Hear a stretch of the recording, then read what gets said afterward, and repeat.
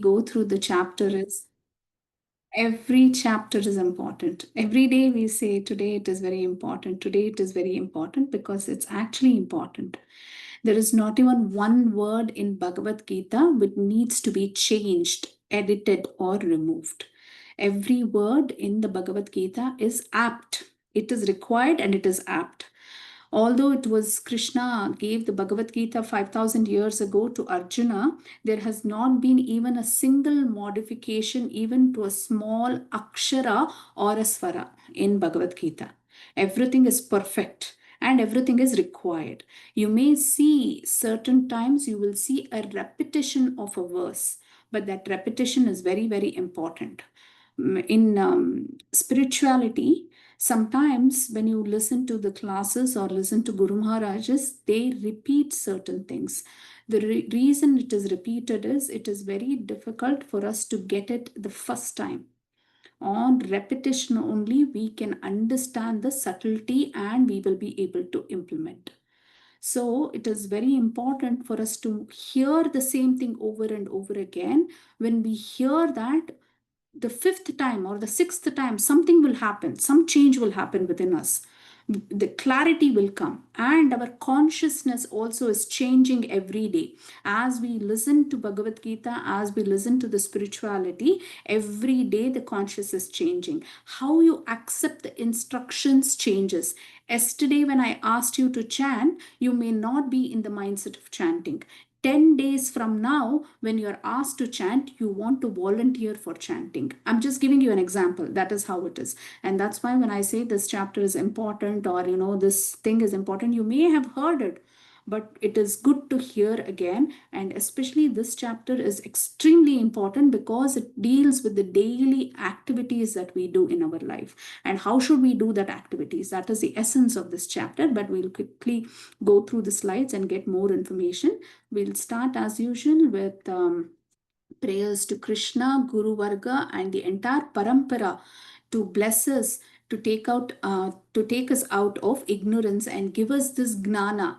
How much ever we can conceive through their mercy, we will be able to conceive. Let's all join our hands in Mangalacharana today. ॐ अज्ञानतिमिरान्धस्य ज्ञानाञ्जशलाकया चक्षुरुन्मिलितं येन तस्मै श्रीगुरुवे नमः। नमो ॐ विष्णुपादाय कृष्णप्रेष्ठाय भूतले श्रीमते भक्तिवेदान्ता स्वामिन्निति नामिने नमस्ते सारस्वते देवे गौरवाणी प्रचारिणे निर्विशेष शून्यवादी पाश्चात्यदेशतारिणे जय श्री कृष्ण चैतन्य प्रभु नित्यानंद श्री अद्वैत गदाधारा श्रीनिवासादि गौर भक्त वृंदा। हरे कृष्णा कृष्ण कृष्ण हरे हरे, हरे Ram Ram Ram Hare Hare. Let's all bow down to our founder Acharya A.C. Bhaktivedanta Srila Prabhupada. Srila Prabhupada ki jai. And our Shiksha Guru Suranath Prabhu, and start this session. Welcome once again, dear devotees. Thank you so much for taking interest in this, the most confidential knowledge of Bhagavad Gita, because it is important. It is a manual of life. There is no life without Bhagavad Gita. Once you understand that truth, it becomes more easy for you to understand the subtle knowledge. So yesterday, we will just quickly review what we did yesterday. Yesterday's chapter was chapter 2. It was Atma Gnan, and it was a summary of the entire Bhagavad Gita. And the acronym for that was Gita, right? And G stands for Guru. And what is surrender? What does that surrender mean? Right? We have to be eager and humble and also listen to the instructions of a guru. When we carefully follow the instructions of a guru, we are surrendered to a guru. And then what are the preconditions for surrender? You have to have the courage to surrender. It is not easy to surrender and abide by the instructions. It does not say that if somebody is doing injustice to you, just listen to them and take it. No, that is not what surrender means. Surrender means to understand and follow the instructions, what the guru is giving. At the same time, when there is injustice, stand up for that. right? You have to stand up for that. If you don't stand up for that, that is also a problem only, right? That's why here, if you see the Bhagavad Gita, it is set in a situation in a war field, in a battlefield, and Arjuna is asked to fight the war. Even though he is saying, I don't want to fight the war, surrender doesn't mean that you don't do your activities, you don't, you don't fight for the right things. It means exactly the opposite. You fight for the right things, but do it for Krishna, not for yourself, right? So that is courage and humble. You have to be very courageous even to surrender unto a guru. The second thing is identity. We saw the identity crisis that we are all in. We all think that we are the body, and the image is that this body is me. But there is two things within that, actually three things. One is a gross body, which is made up of all the material of the earth, water, air, all the five gross materials, and other 24 elements. We will come to that in more detail in chapter 13. Second thing that the body is, first is a gross body, second is a subtle body. The subtle body is the mind, ego, and intelligence. Then the third one is the actual Atma, right? And the body, although the body falls when you die, this particular Atma takes on another body depending on your karma pala and your desire and Krishna's mercy. You will definitely take a new body, and you will also, we also learned that it is Satchitananda and it is eternal. So there is no death for the Atma. We don't, it was beginningless. We don't know when it started to exist, and there is no end to it because it doesn't die. And we also saw that it cannot be killed by any instrument. It cannot be dipped in water and killed. Nothing, no fire can kill it, nothing can happen. And we also saw two dharmas, that is a swadharma and nitya dharma. Swadharma means what I do for the body. I go to work, I go to school, I study, I eat, I exercise, all that I'm doing for the body. That is one kind of dharma which we have to do it. And the other kind of dharma is the nitya dharma. That is my eternal position, is that I am Jivera Swarupi Nitya Krishna Das. I am Dasa of Krishna. So I have to hear, I have to chant, I have to worship the Lord, I have to think, Smaranam I have to do. All these activities I have to do to the Lord. And it is not just in this Janma. The soul's main responsibility is to do all these things, because only then the soul can be happy. I give you an example of a fish. If the fish is brought out of water and you give it pizza, it doesn't like it. What does a fish like? It wants to be in the water. Our Atma is also like that. When you do your Nitya Dharma or Sanatana Dharma, then the soul will be uh, prasiddhati, right? Susukam prasiddhyati. That means it will become very happy. That is what we have to learn. And there are two tastes in this world. One is a lower taste and the other one is a higher taste. Lower taste is you will get some kind of happiness. Happiness like a bubble on the water. If you see water, there are bubbles, right? How long will the bubble stay? It will immediately burst. That is the happiness of this world. But we need eternal happiness. Nothing should happen to that happiness. It should not burst immediately.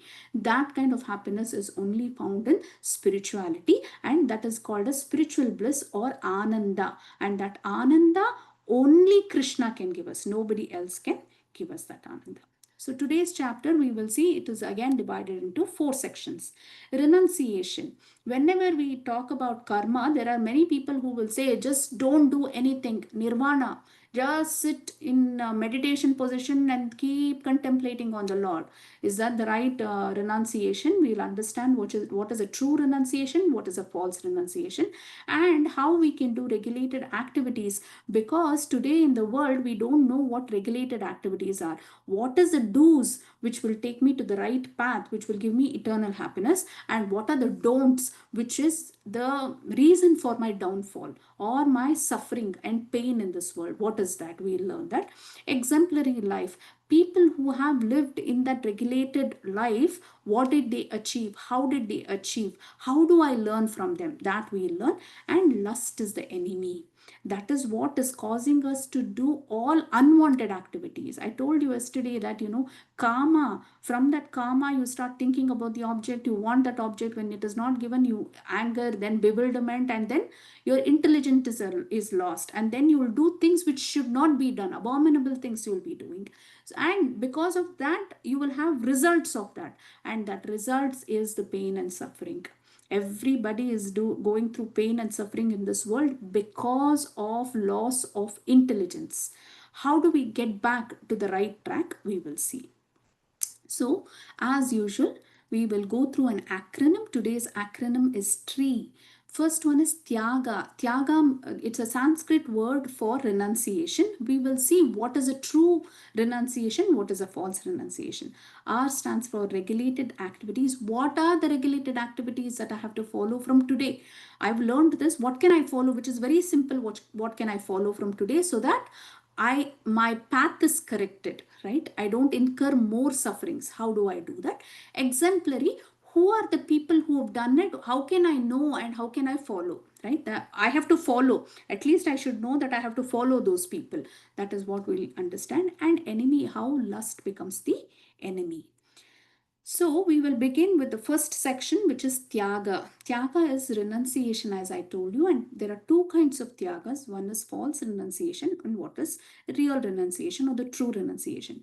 In Bhakti Rasamrita Sindhu, one of our Goswamis of Gaudiya Madhva Sampradaya, there is 6 Goswamis who have laid the foundation of how we can achieve Bhakti.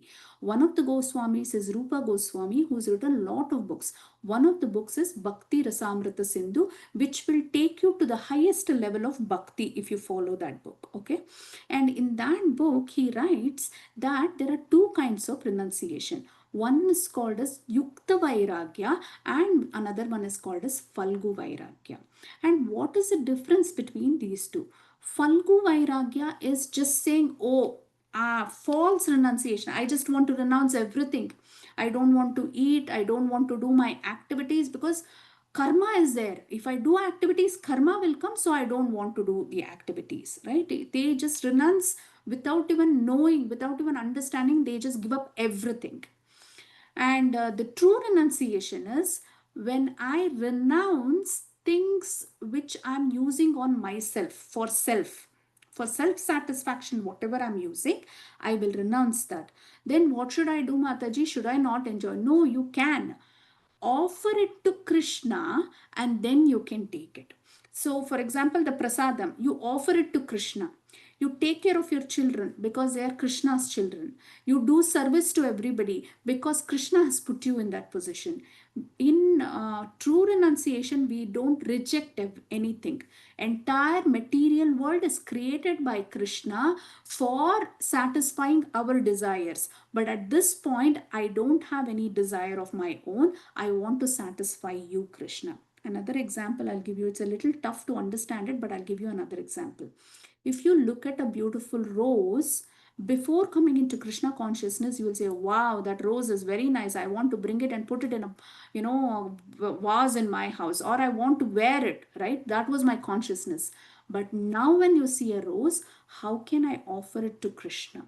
It's a beautiful rose, right? I want to offer it to Krishna.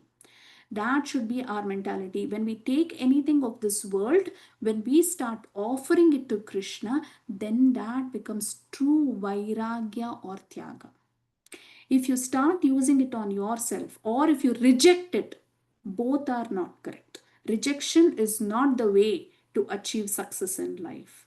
Krishna says all of it should be used for his service, then there is no stickiness. See, karma causes what? Stickiness.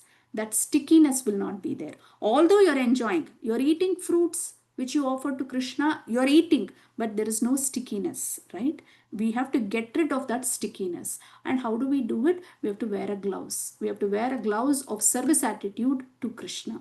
When you wear that gloves and do, I'll give you one more example. Tar. In India, they put tar, right?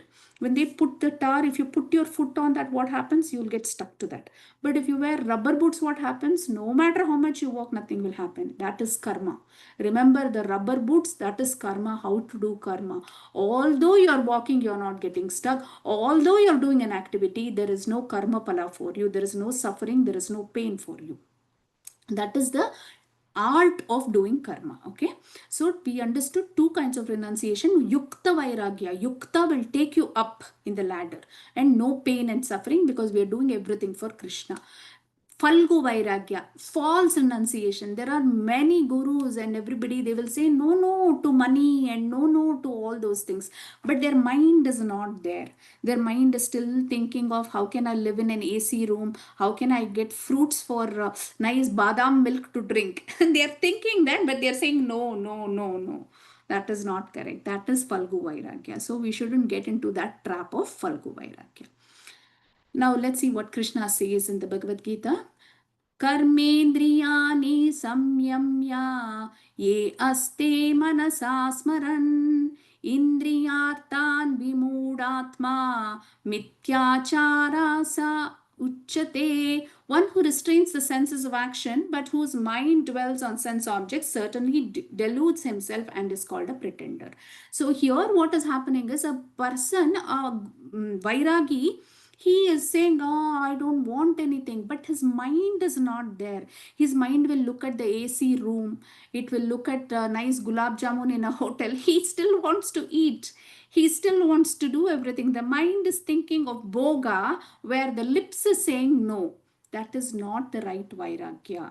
And Krishna says one who's trying to restrain his senses and not controlling the mind. If you restrain the fingers and your hand is saying do it, see, it's like this, no, and it's going, it's still going, right? So you should not do that. The way to control the mind is different. We have to start from twisting that. See, the entire Krishna consciousness process is change in perception. You're changing the perception of how you look at the world. You're doing the same activities, but in your heart there is peace, and the way you do it, you're more happy doing even worldly things, even material things. You will find joy even in doing that, because there is no pain and suffering. There is no untuike or stickiness like the tar or the this one, right, gum. There is no stickiness. Then it becomes the right vairagya and the right way to lead our life. Because this, I told you yesterday's class, that whatever I do today is a blueprint for my next life. So if I want my, even if you don't want to believe in any of these things and everything, for your own sake, that you should not suffer, let's start practicing this, right? Let's start practicing, and Krishna will reveal. Krishna will take control and he will reveal the truth to you. At least start from today that my life in the next Janma should be good. Okay. Next, Krishna talks about Mathaji is saying, Mala Mathaji is saying she can't hear. Can you all hear me? Yeah, we can hear Okay. Mathaji. Okay. Okay. So, real renunciation, yagnata karmano nyatra lokoyam karma bandanaha tad artam karma kaunteya mukta sangha samachara. Work done as a sacrifice for Vishnu has to be performed, otherwise, work causes bondage in this material world. Therefore, O son of Kunti, perform your prescribed duties for his satisfaction, and in that way, you will always remain free from bondage. This is very, very beautiful shloka. What Krishna is saying is, every activity that I do, it should be performed like yagna. So, what is that yagna? Why do we do yagna? We actually do yagna to please the Lord. See, there are many people who do yagna. Putra Kameshti yagna. Then they will do. Our Dashrath Maharaj is supposed to have done Putra Kameshti yagna.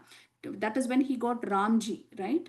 So people do what is that, Ganapati yagna. There are so many yagnas you do, right? Then all the different stars, for that also you do, all that you do. But actually yagna has to be performed to please Vishnu. Vishnu's another name is Yagneshwara, because whatever you offer to the Yagna Kunda, Ganapati Yagna you're doing and you're offering it, Ganapati will give it to Vishnu. He doesn't take it. He gives it to Vishnu. Vishnu then blesses and gives, and then he takes it as a prasadam. So we think we are doing it, Rudra Yagna. There are so many kinds of yagnas, right? But actually, it should be done to please Krishna or Vishnu. So in Kali Yuga, all the activity that I do, I have to do it as yagna to please Krishna. See, it is so beautiful, isn't it? You are actually cooking for your family. Matajis are cooking for the family. When you're cooking it, usually what happens to Matajis, either time is shortage, they are frustrated cutting the vegetables every day, and in that mode we are doing, then that karma bandhana will happen to us. But think of it that you're doing it for Krishna, to please Krishna, then the entire perception changes. When you do that activity, there is no karma bandhana. For Prabhujis, you're all going out to work for your family. When you're going out to work for your family, you should not think, "Are my wife and children are enjoying, I am slogging here to make money for them." No, you're actually going out to get the money for Krishna's service.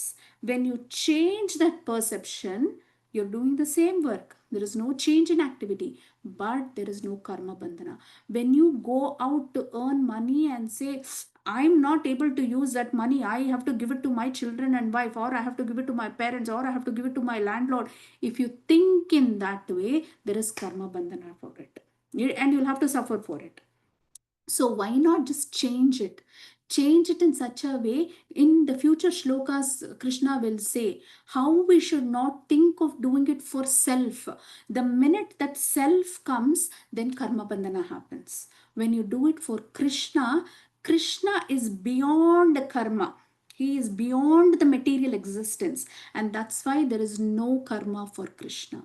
Although many people think Krishna is none other than a human person came and he became Krishna. No, Krishna was before also Krishna, when he descended also Krishna, when he went back also Krishna. There is no change for Krishna.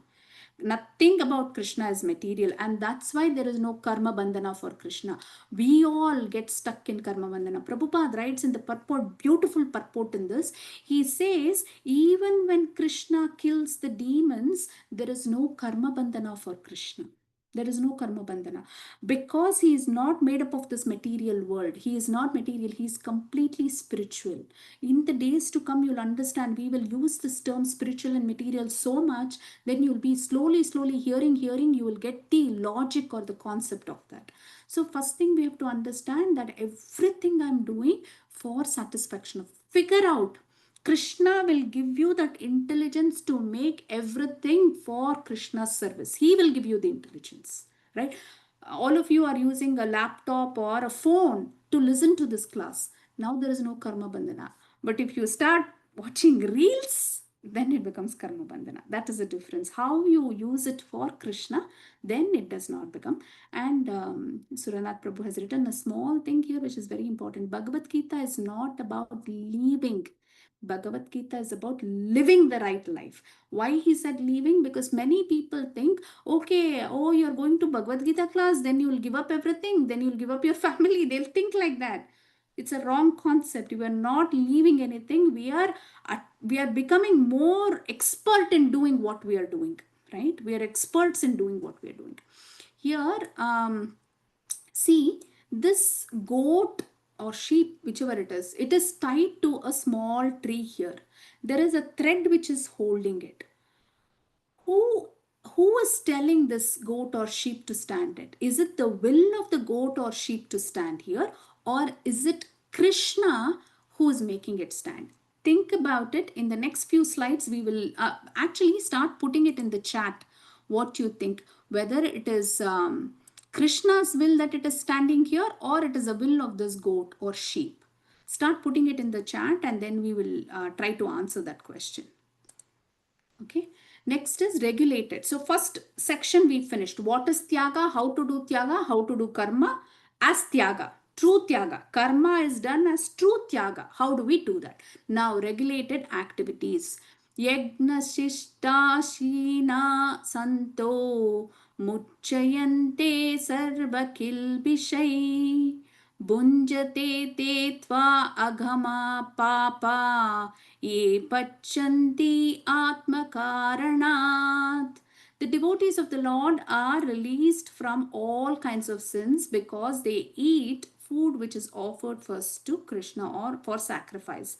Otherwise, Others who prepare food from personal sense gratification or enjoyment wearily eat only sin. This is very, very, very important shloka. Just pay attention for a couple of minutes, and then I will tell you how to come out of this sin immediately. Right from today, now you can come out of the sin. That is the sutra for it. So what Krishna is saying here is yagna shishto ashina. Ashina means to eat.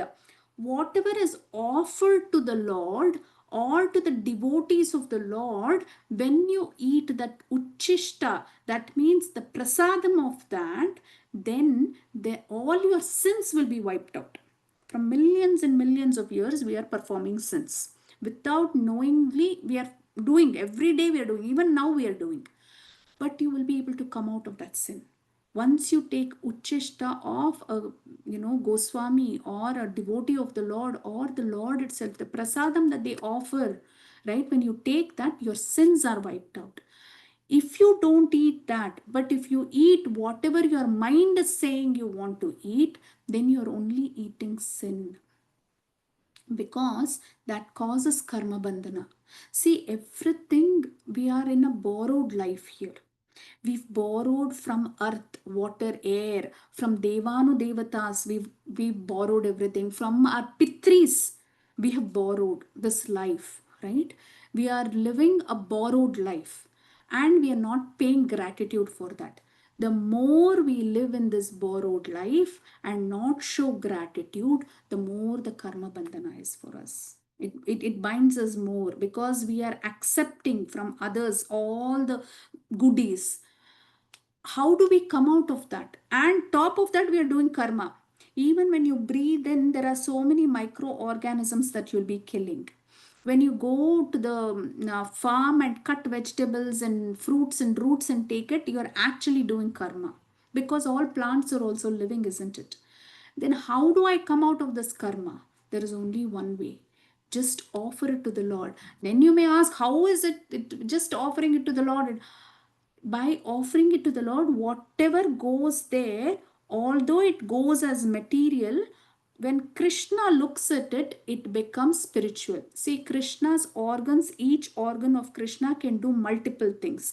We can eat only through mouth, but Krishna can eat even through the eyes. When he looks at it, he has taken the boga, he's accepted that boga. As soon as he accepts, it becomes spiritual. And for spiritual things, there is no karma bandhana. When you take prasadam, some temple, there is no karma to it. But when you cook at home and not offer it to the Lord, and when you eat it, it is still material. And material has sin attached to it. It has contamination in it. You won't know there is contamination in it. It is like COVID. Take the example of COVID. You sterilize everything and you eat, right? It is like COVID. So start from today to reduce your karma, okay, to wipe out all your sins. Start from today, offer some fruit, offer some milk to the Lord. Entire family take little of that. How do you offer? You actually, when you offer a fruit also, you have to cut the fruit. You can't offer the whole fruit like this. Krishna is not like, some shopkeeper, take, you can't give like that. How you eat, you have to give it with lot of love. When you give it to your child, how do you give? You cut it, you make sure there is no seeds in it, all that, right? Do the same thing to Krishna also. And one bite of it, if you all take in the family, karma reduces in your account. It automatically reduces. That is a sutra. And before offering to the Lord, put one tulsi leaf on that. And with a lot of love, just one fruit, one apple, right? One cup of milk. That's all Krishna is asking. See, Krishna doesn't want anything. He is very happy wherever he is. He doesn't need anything. But for our Shuddhikaran, for our purity, we have to offer it to the Lord. So start from today offering a fruit or milk to Krishna. And entire family take it. Okay. Now, the yoga ladder, the karma, how we perform karma, right? The lowest rung of the ladder is the karmis. What do karmis do? They do everything for sense gratification. They don't know what the Vedas are saying. They don't know what the acharyas are saying. They just do what they want and they just live their life just for their enjoyment. That's the worst of it. That is a karmis. Above that is the karma kanda. What is karma kanda? Oh, I will get this sin, or I will, this will happen, so I will regulate it. Like, there are many people who worship Kali Mata. When they worship Kali Mata, they will offer meat also. They want to eat meat. Okay, they will offer it to Kali and they will eat it. That is karma kanda. We should not.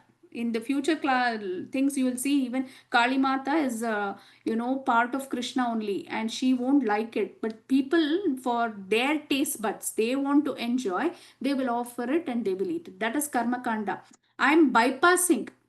See, I want that. I have sense gratification. I'll bypass that by doing this. And then they will say, oh, that star is like this star is like this. Let's do this so that we can get rid of that, right? That karma. For that is karma kandi. Even when offering it to the Lord, when we offer it like that, oh, this is sin, that's why I'm offering. That is also karma kanda only. But let's start somewhere, some place in the ladder we have to start. Then the next one is sakama, where sakama is you are attached to the fruits of the work. If I do this, if I chant, Krishna will give me this. See, as some of you were asking me the question, what if I have material desires? We still said, ask Krishna, right? So I will chant, so Krishna will give me whatever desire I have. Right? That is sakama. You're doing it because you are interested in the result of it. That is the next level. So karmis is bottom. Karma kanda is getting rid of that karma by somehow by regulated, like the Durga Mata or Kali Mata, they offer meat and they eat. That is karma kanda. Sakama is, I'm going to do 48 days vrata because I want this promotion or I want a job. Then you will do puja to Krishna, or we will do puja to some Devanu Devatas. That is Sakama, because you are expecting some result. Above that is Nishkama Karma Yoga, where you don't need anything, you're just doing it for the pleasure of the Lord. That is the highest level of perfection in Bhakti Yoga, and that's our aim. But we have to start somewhere. Don't be karmis, where you don't know the Vedic injunction and you just do four things like animal life, right? Eat, sleep, mate, defend. That's all, animalistic. So what is the difference between an animal and us if we continue to do that, right? We have to rise a little above that, at least start somewhere. So we are starting by offering Krishna some fruit and this one, so that my sins are wiped out.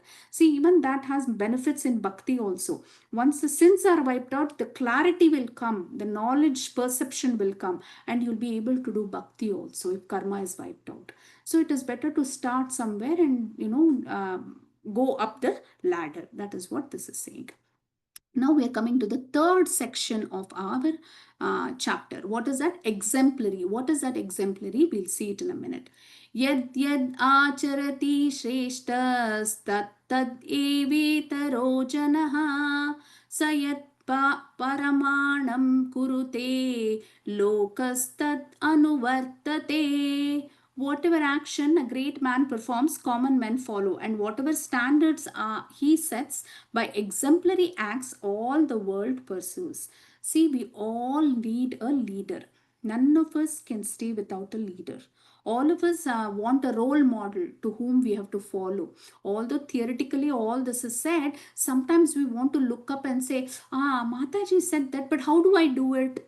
But if you see somebody, right, you will catch on to it easily. Or when you speak to somebody and say, hey, I'm doing like this, but I see that you're doing better. Can you help me? How can I do it? Right? So we follow the leaders. Today, who are our leaders? All the Bollywood, Hollywood celebrities.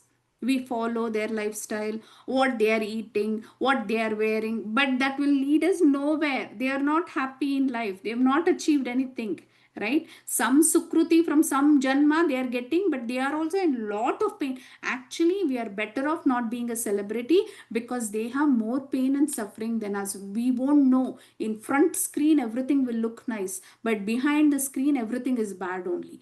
So today's role models are bad, right? We have to follow a person. Like olden days, there used to be kings, Raja Rishi they used to call them, because they were not just kings who wanted to just enjoy and pleasure and all. They were rishis who became rajas, right? They had that mindset to lead the people to spirituality.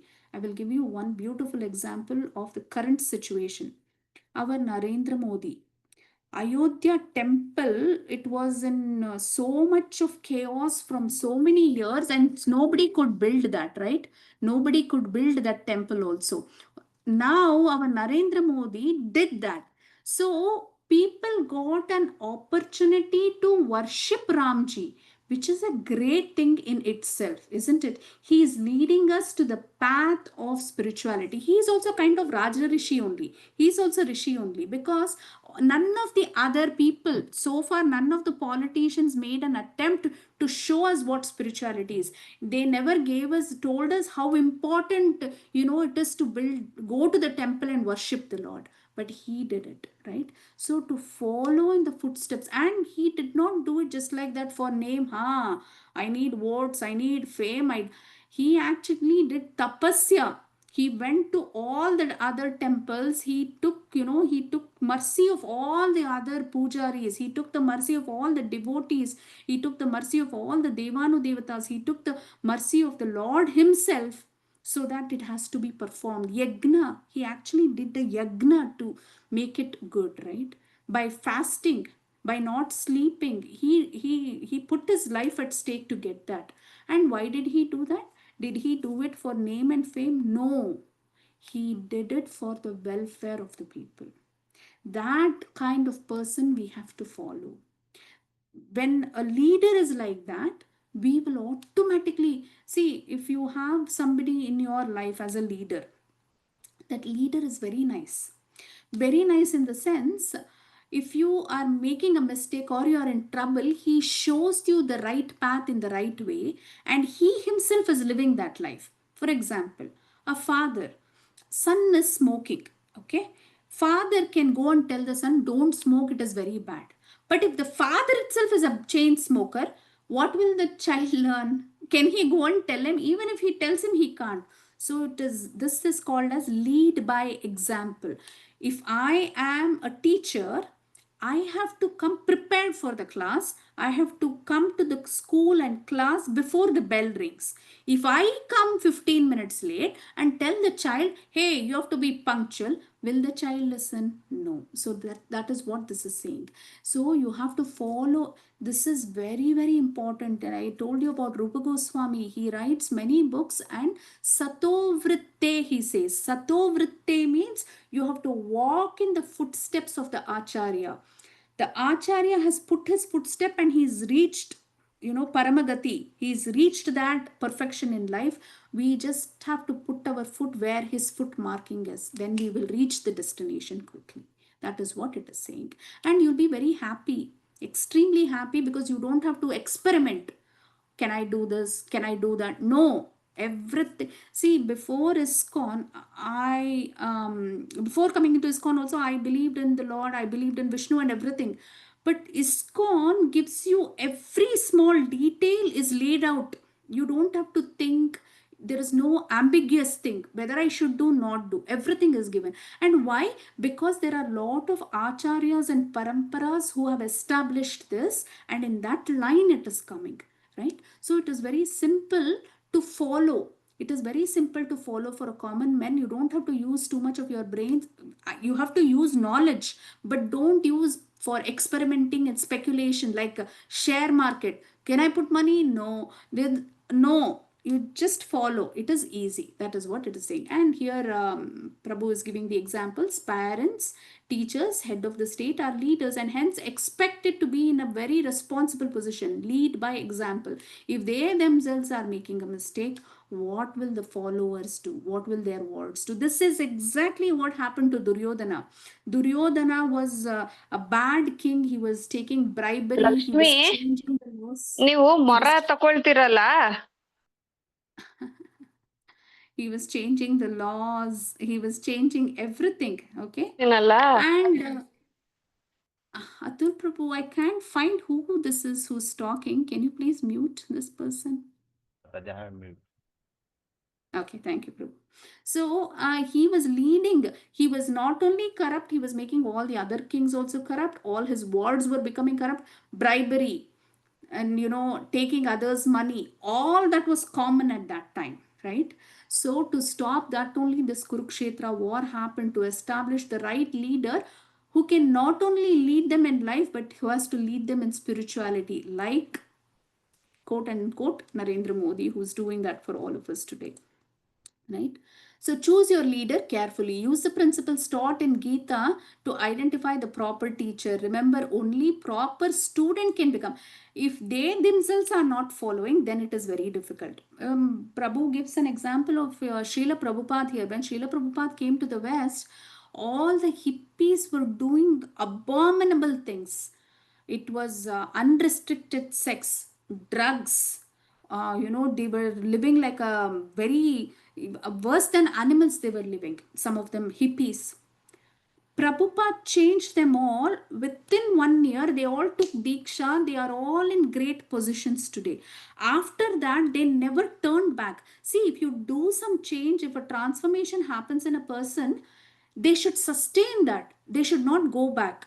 If they cannot sustain, then there is a problem in the process. Here, within a year, everybody. And Prabhupada used to just call them one day and say, hey, you have to go to France. 6 people were just sent to France and they had to establish a temple. All these were hippies. All these were hippies. They used to vomit. After eating, Prabhupada used to serve them prasadam every day. Every day he used to cook for them. He used to clean the pots, make it proper, very clean, neat with ghee. He used to cook and feed them. After eating, because they had consumed so much of drugs and alcohol, they used to vomit. Prabhupada used to clean that.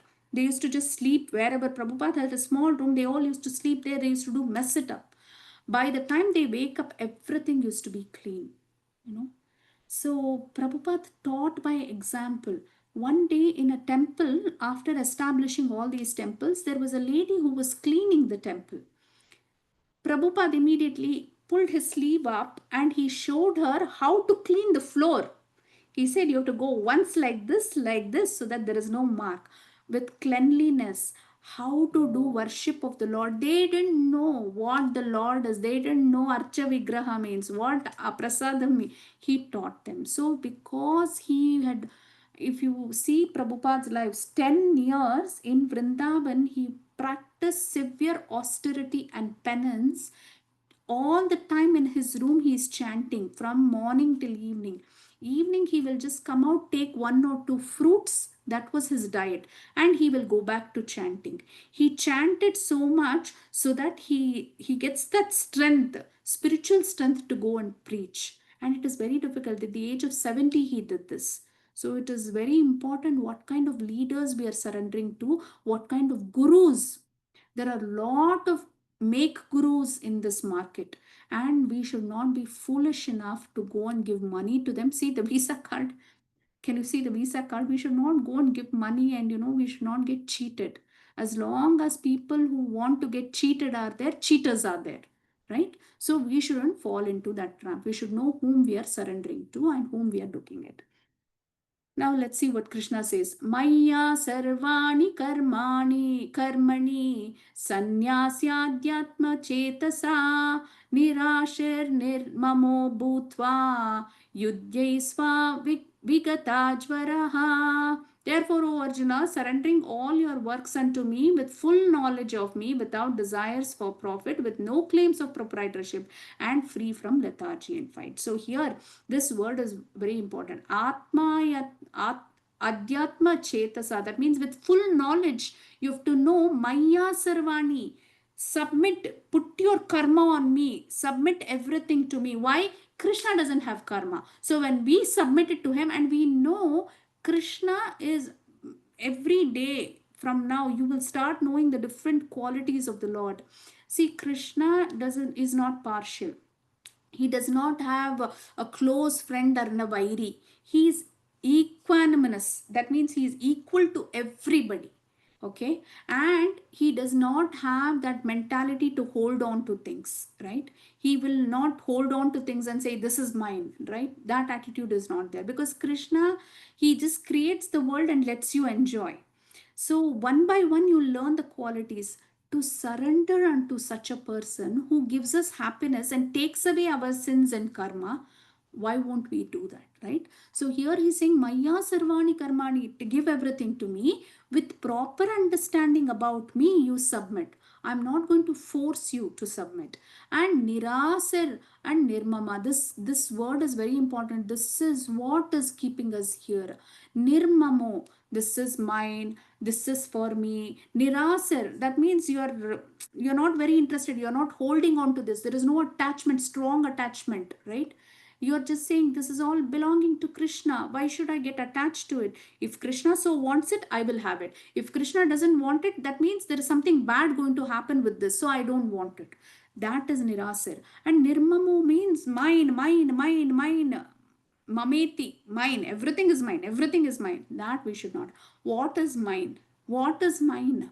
Right? Including this body is not mine. So what is mine? There is nothing mine. The Atma is also part and parcel of Krishna only. That is also. Right? So there is nothing. So with that attitude, he is saying, Yudhyaisva, go fight. In that mentality, go fight and don't be lethargic. Don't say, I don't want to do it, is very difficult.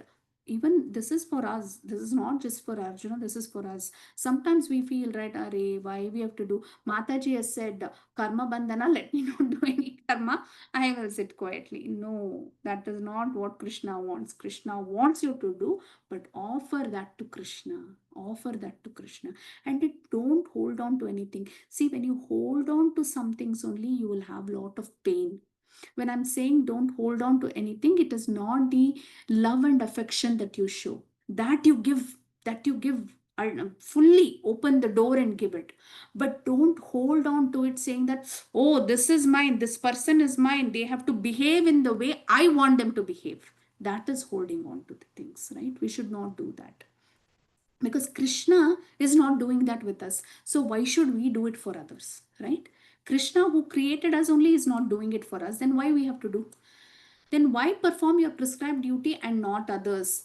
Why we have not shouldn't perform other duties is because it's a misconception saying that if I do that, for example, now in bhakti, when we are coming, we suddenly start saying, I want to give up everything, I want to go sit in Vrindavan, or I just give up eating, right? I want to just become, nirasakta. No, in your current position, wherever you're doing what you're doing, continue. Prescribed duties is, you're you're a mother, you're a father, you're a child of somebody, you're a person in with a certain designation in a company, you're having a certain position in the community.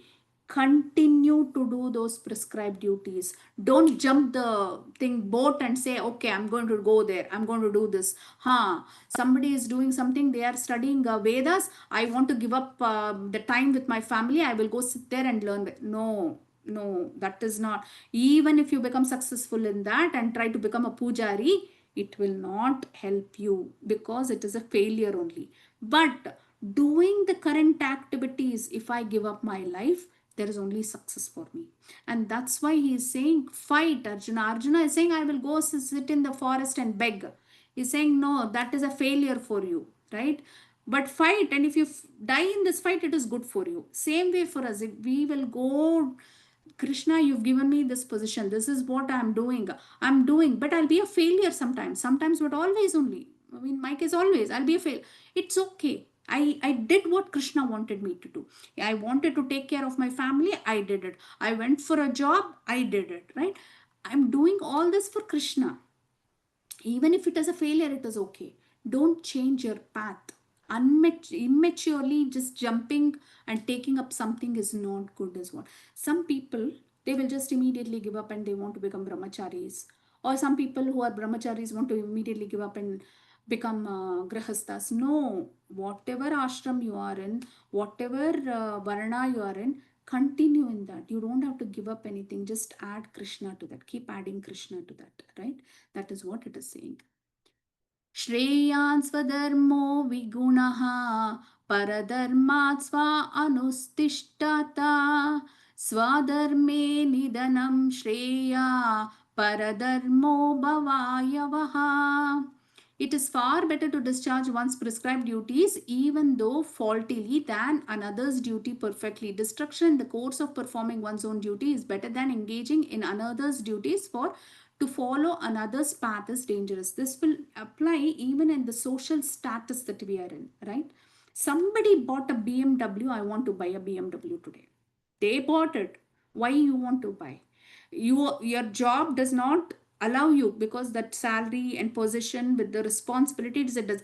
You just go because that person is doing it, and he also has the same family structure. He is also working in the same company. I want to go and do it. He did it. Why can't I do it?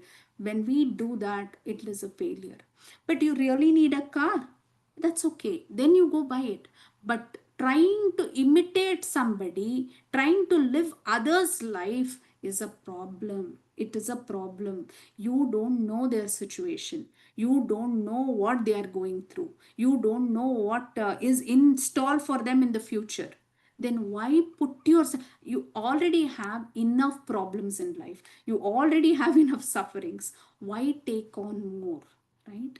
So that comparison, sometimes this kali yuga we do that. Even with kids we do a lot of comparison and say, see, they are like this, their husband is like this. Husband, wives will say, why the husbands will say, their wife, see, she cooks also, she goes to work also. So there is a lot of comparison. Be satisfied with what you have. Try to see how you can improve.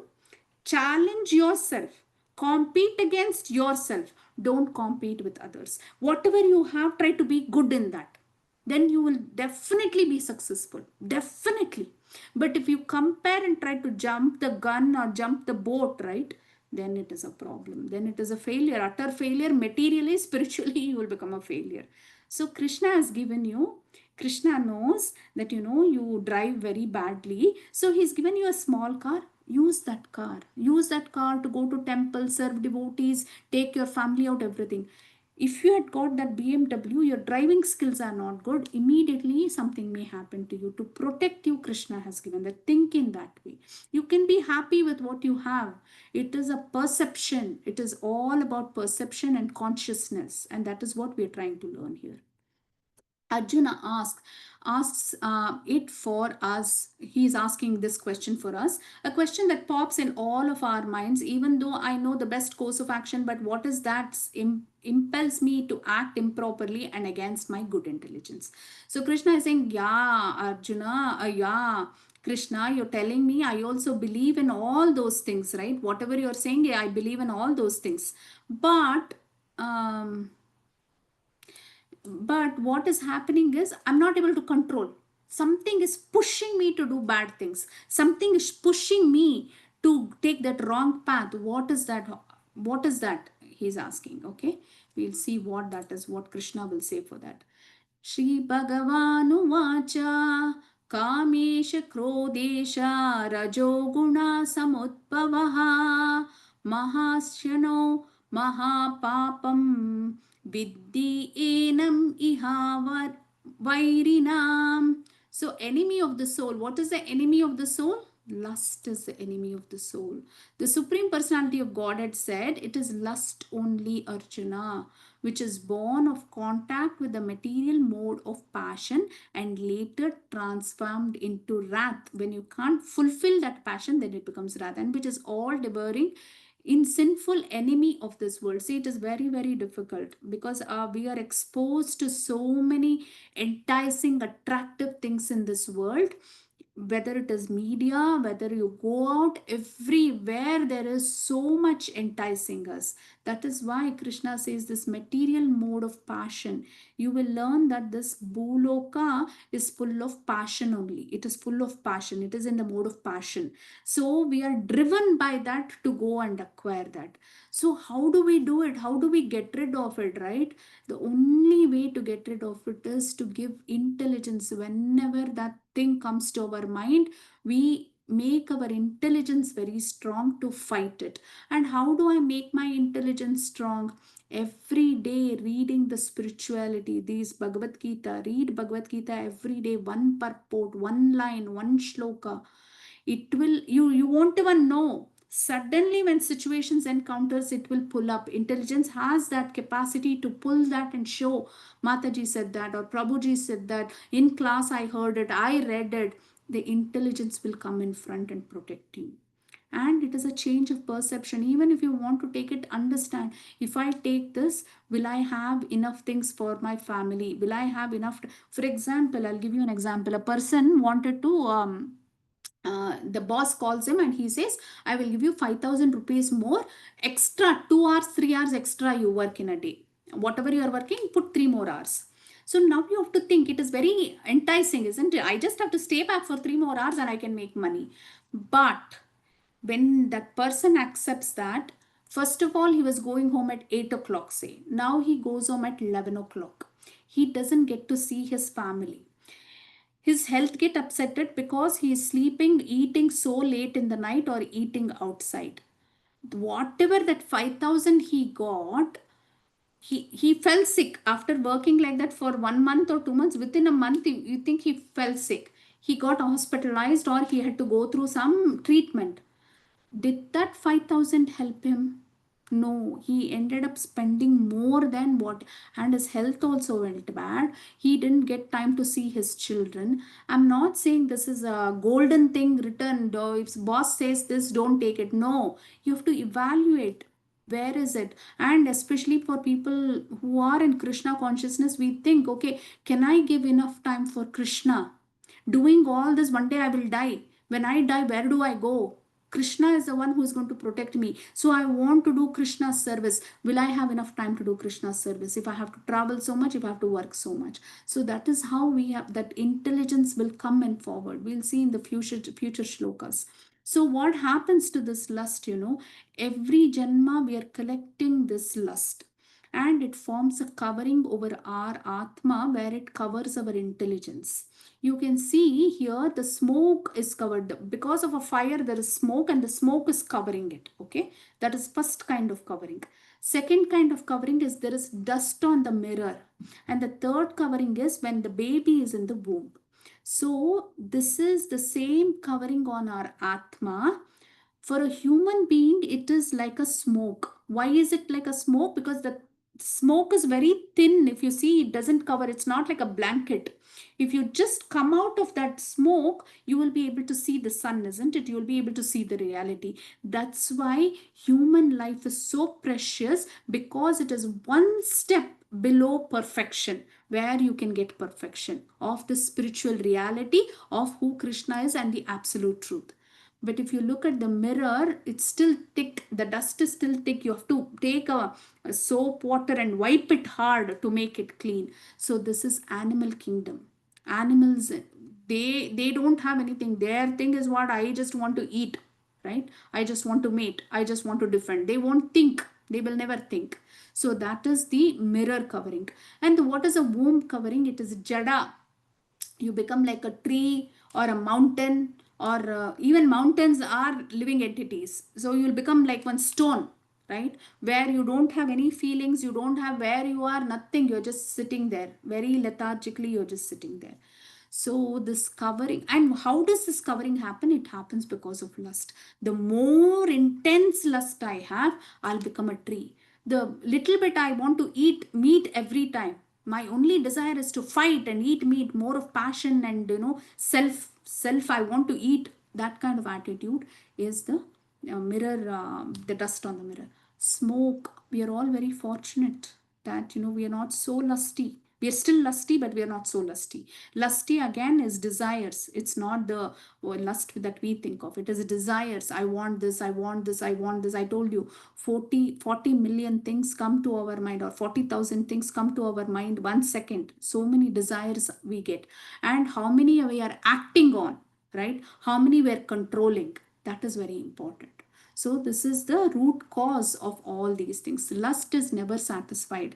It is like this: when you put something out, right? If you put something, there is a itch in your skin. If you itch, right, the itch will become more. Lust is like that. You put little bit, it's like adding little ghee to the fire.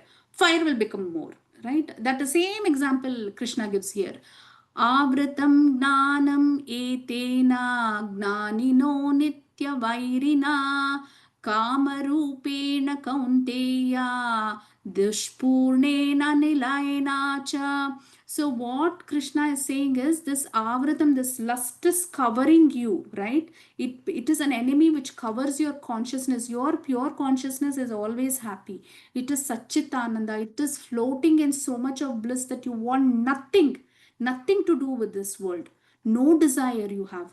But because of that lust, it covers you, it becomes your enemy. And what does it do? It is burning from inside all the time, 24 bar 7, to acquire something, to be somewhere. This is what we are thinking constantly. If this happens, I'll be happy. After that happens, this happens, I'll be happy. If I get this, I'll be happy. We will never be happy just by acquiring, being, doing something. When we surrender to Krishna and we hear more about Krishna, which is very simple, which is free of cost, chant for Krishna, this Atma Suprasiddhyati, you'll feel that bliss immediately. You don't have to go anywhere, you don't have to achieve anything. Just sit 10 minutes every day and chant. That chanting will give you that happiness. Just hearing the mantra will give you the happiness, right? So how do we defend ourselves, right? Finding out, so where does this lust come from? Actually, the lust will sit in every sense organ, and that's why we are not able to control, because the sense organ, ha, I want to see that movie, ha, I want to wear that sari, ha, I want to eat that sweet, I want to drive that car, I want that big house. So all this are in the senses, right? All the senses, in the senses there are loopholes, and lust is sitting on all those senses. So senses, mind, intelligence, and we are defeated. Finally we'll be defeated. The senses, the mind, and the intelligence are the sitting places for this lust. Through them lust covers the real knowledge. So we have to make our intelligence strong, and the only way to make our intelligence strong is read, contemplate on Bhagavad Gita. We've started with Bhagavad Gita. There are innumerable books of Srila Prabhupada, small books. Start reading. Just buy any book. Just buy any book. You don't, there is no formality, you have to read this. No, just buy any small book, start reading. You will get immense knowledge, and you will see your anger. Whoever gets angry, I was one of that persons, right? Immediately I'll get angry, immediately I used to. Anger gets controlled, your all your lusty desires gets controlled, how you interact with people change, how peaceful you are, right? You don't depend on anybody for anything, you are just at peace all the time, right? That cool and composure automatically comes. You don't have to go to any therapy, right, to get all these things. That is what happens. Then the second plan, regulate your senses. How do we regulate our senses? We've already started that process by eating prasadam. That one thing is enough. Two things you have to do in bhakti.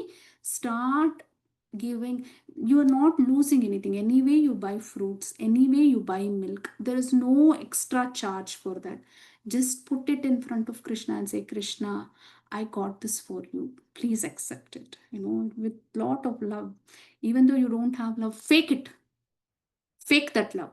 To begin with, fake it in front of Krishna, give it to him, and wait for 5 to 10 minutes. In that 5 to 10 minutes, just chant one mantra for Krishna, one mala. That is all you have to do from today. Just put whatever fruit, milk, even if you don't have milk at home, just put water with tulsi leaf and take that water. That is enough. Your senses will automatically come into your control.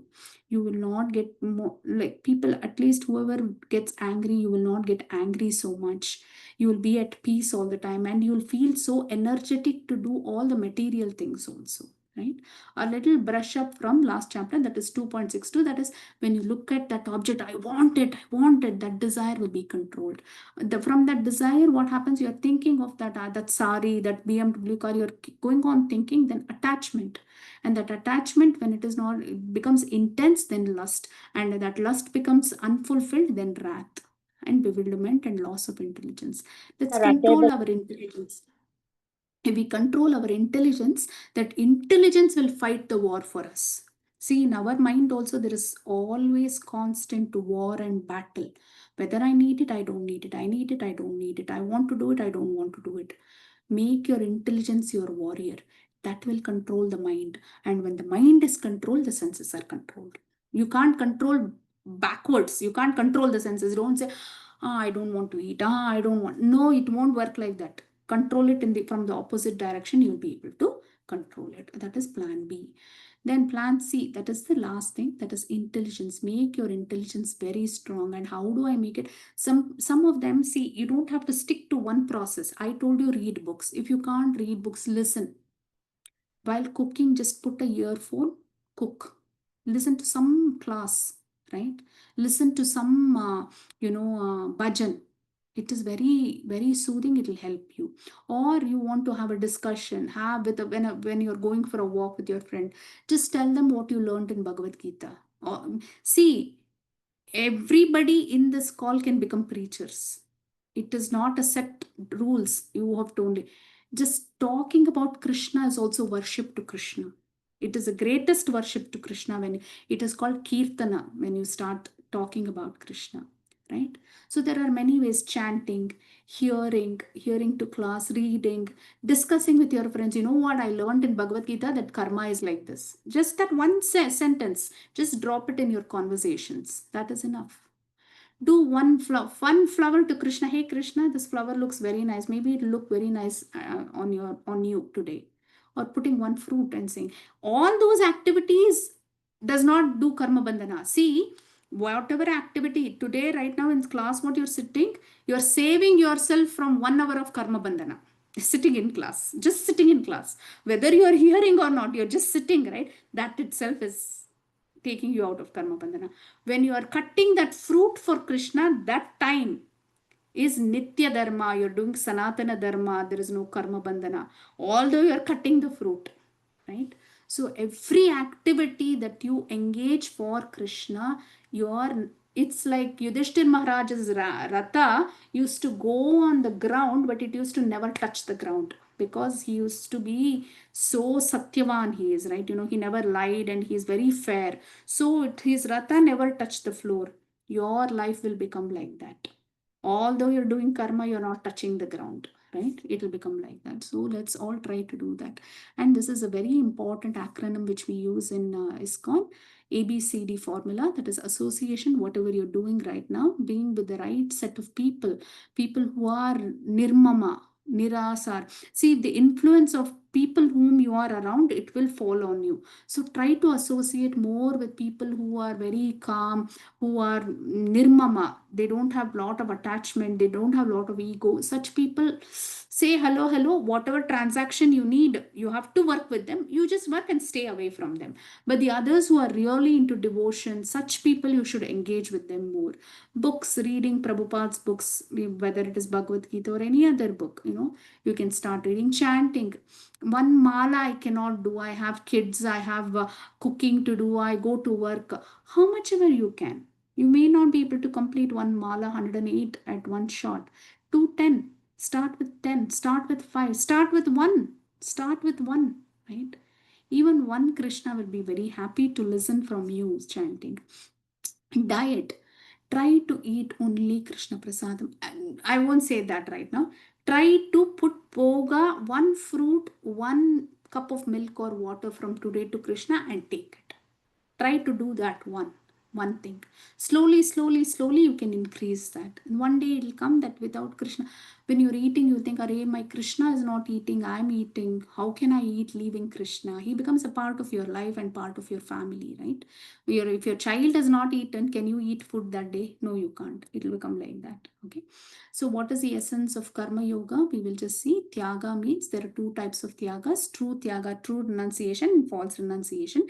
Detachment from possessiveness, detachment from enjoying propensity does not mean stopping activities. That means I don't want it, I don't want to touch it, it causes karma. No, we do it for Krishna. Then it becomes the true renunciation. Having in the mind that lusty thing, I want to eat gulab jamun, I want to go out and have fun with my friends, but I don't want to do activities. No, that is not the thing. You go out with friends, talk about Krishna, then it becomes true renunciation. You went out also, but there is no karma bandhana because you're doing it for Krishna. You're trying to bring more people, make more people understand who Krishna is, right? Then regulative activities: sinful, sinless, and godless. karma kanda. So here regulated activities, we all of us started at the lowest rung, right? We were karmis, we didn't know what it was, right? Then we started doing some in the temple, some pujari said, or your family, seniors said, you have to do this yagna, it'll be good for you. Then we started doing karma kanda. Then karma yoga. My friend said 48 days if I read Vishnu Sahasranama, whatever I want will happen. So that is the other rung of the ladder. That is Sakama Yoga. Then slowly you will come to Nishkama Yoga. Doing it regulated with the scriptures. What scriptures is saying, you're doing it.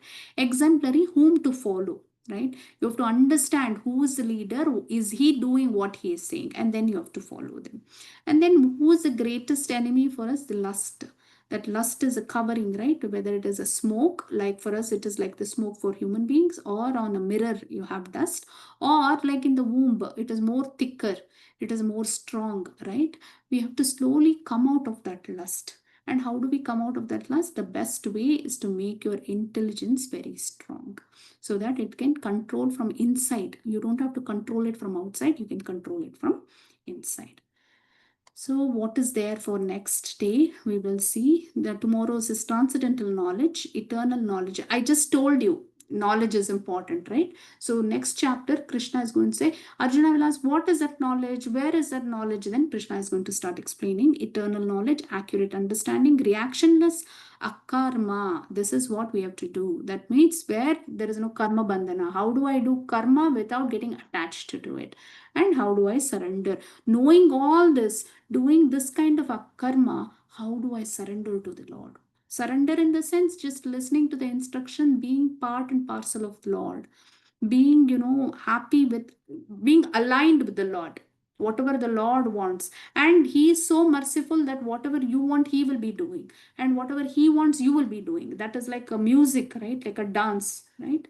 That is what it is. And then there will be a quiz link being sent. I saw, I think about 28 or 9 of them have taken the quiz. I would request the others also to participate in the quiz. It makes you think. This is not for marks, this is not for showing off how much you got. It is more to see how much you understood in the class. Okay. Let's all chant Hare Krishna Mahamantra once.